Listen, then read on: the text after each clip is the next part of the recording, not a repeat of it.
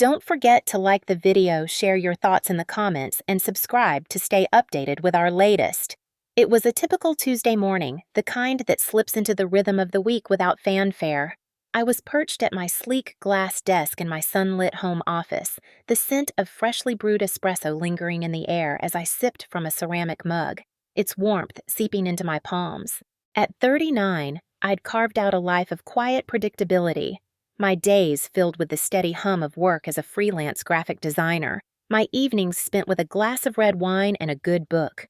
The large window beside me framed a view of the bustling city below, the distant honk of cars and the soft rustle of leaves in the autumn breeze, a familiar soundtrack to my routine.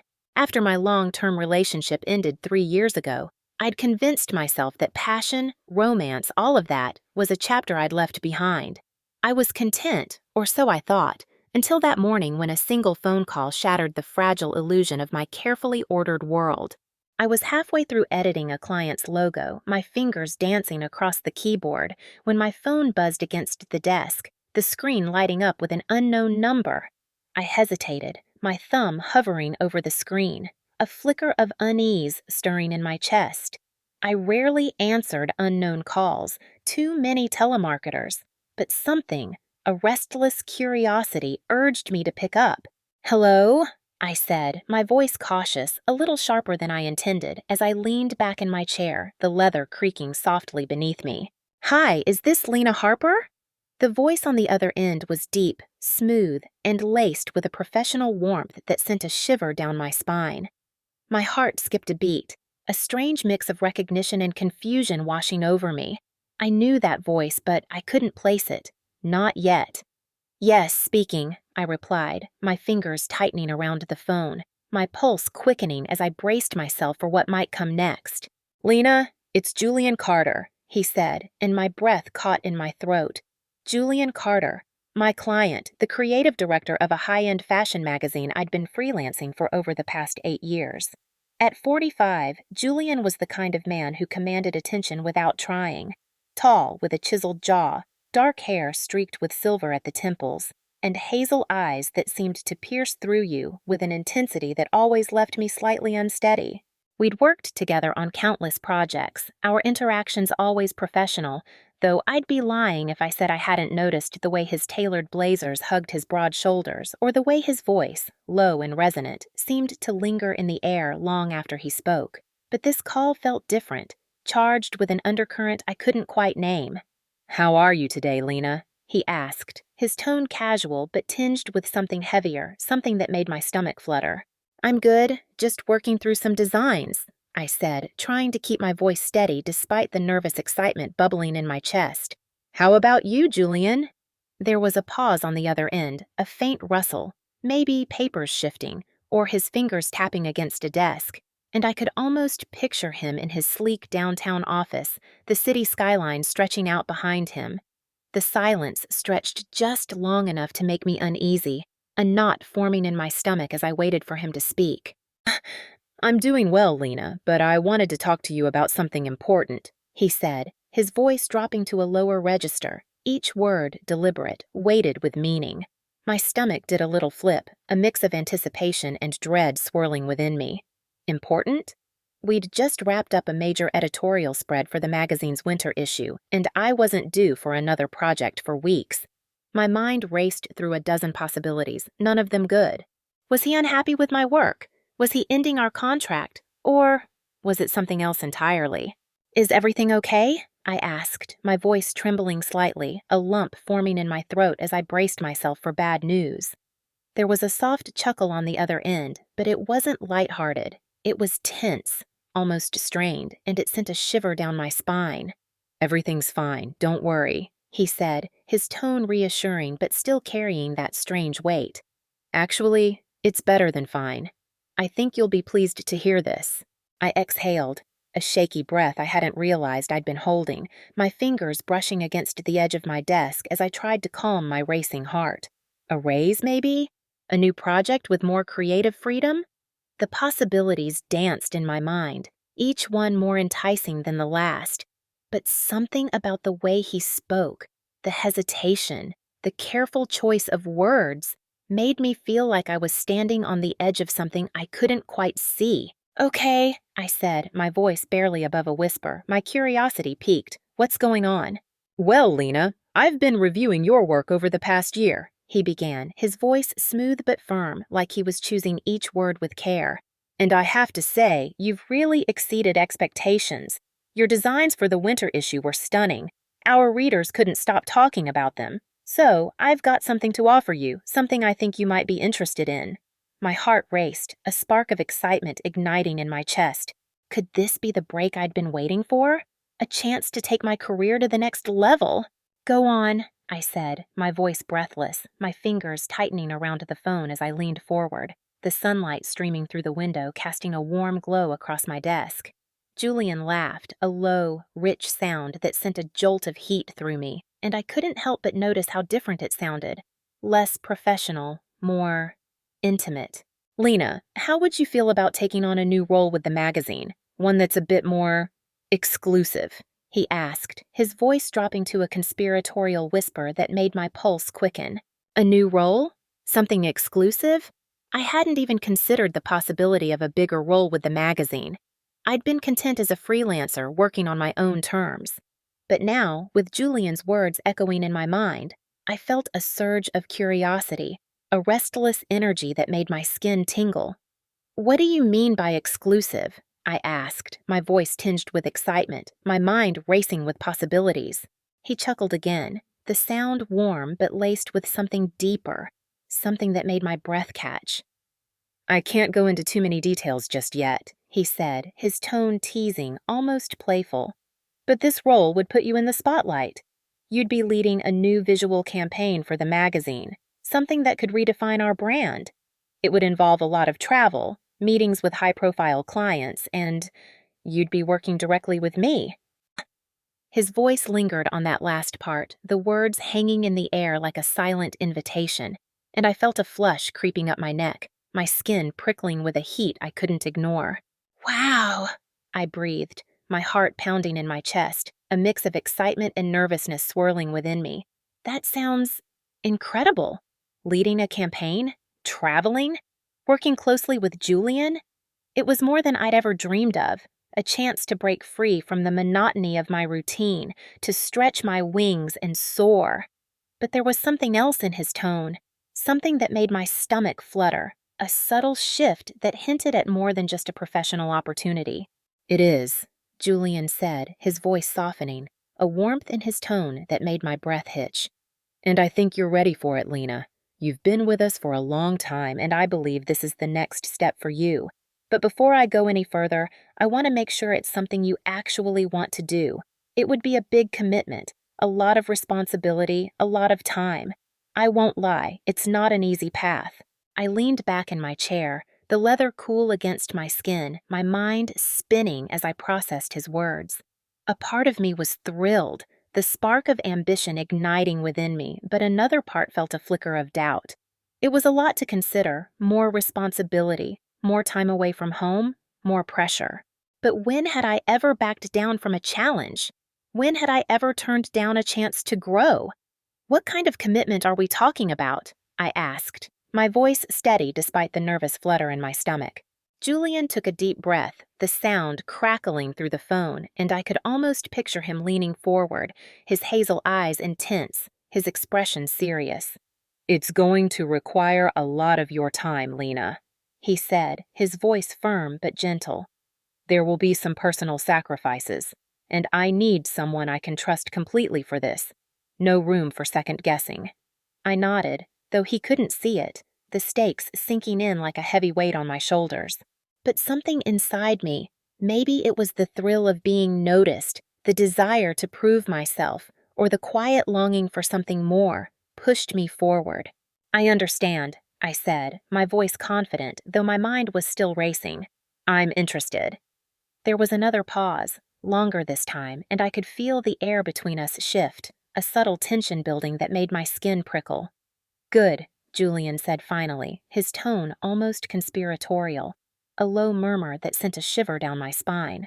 "Then I have one more thing to tell you." My heart thudded against my ribs, a mix of anticipation and unease swirling within me. This wasn't just about the job anymore. I could feel it, a subtle undercurrent that made my breath catch. "Before we proceed, Lena, I need to be honest with you about something," he said, his voice dropping to a whisper, each word slow and deliberate, like he was stepping into uncharted territory. I sat up straighter, my hand tightening around the phone, my pulse racing as I braced myself for what might come next.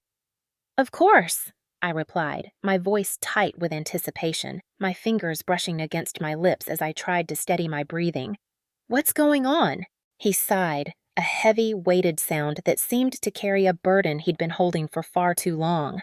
"Lena, I've been following your work closely, more closely than you probably realize," he said, his voice thick with meaning, each word sending a jolt through me. "And I've noticed something about you, something special."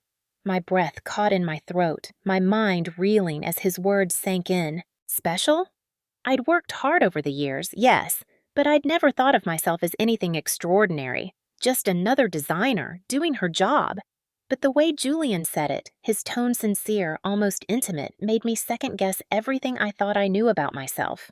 "Julian, I appreciate the praise, but—" I started to protest, my voice trembling slightly, but he cut me off, his tone gentle but firm. "No, Lena, you need to hear me out," he said, his voice a low murmur that seemed to wrap around me, pulling me in despite my resistance. "I don't mean this in a professional sense alone. I'm talking about something more."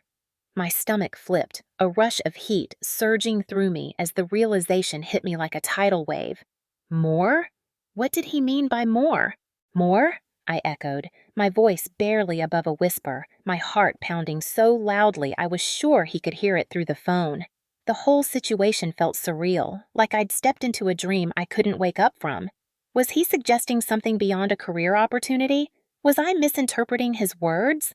My mind spun, a mix of anxiety and curiosity swirling within me, my skin tingling with a heat I couldn't ignore.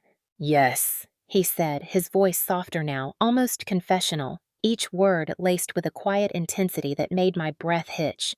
"I've been working with you for so long, Lena, and I've come to realize that you're more than just a designer to me. I see potential in you, not just in your work, but beyond that."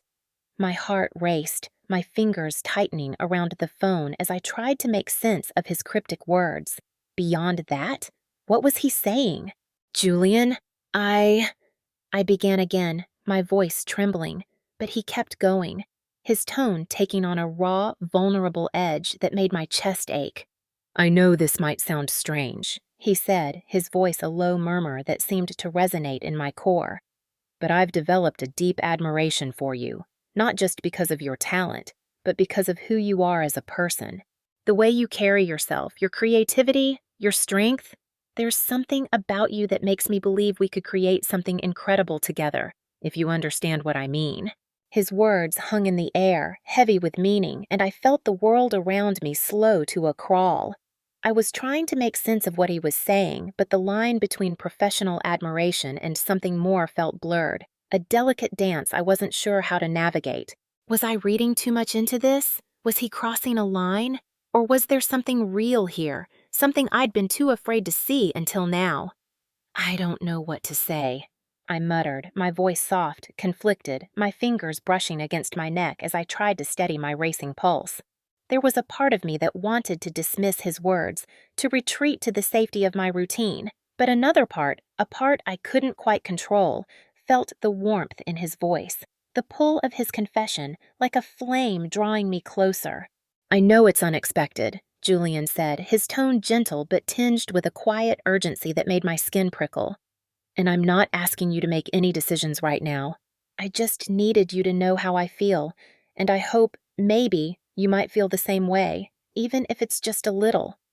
My heart pounded in my chest, a wild, unsteady rhythm, and I felt a flush creeping up my chest, my breath coming in shallow bursts. Julian, my client, the man I'd worked with for 8 years, was telling me he admired me, that he saw me as more than just a colleague. I opened my mouth to speak, but no words came. I was 39 years old. Romance wasn't something I'd considered in years. After my breakup, I'd locked that part of myself away, convinced it was gone for good.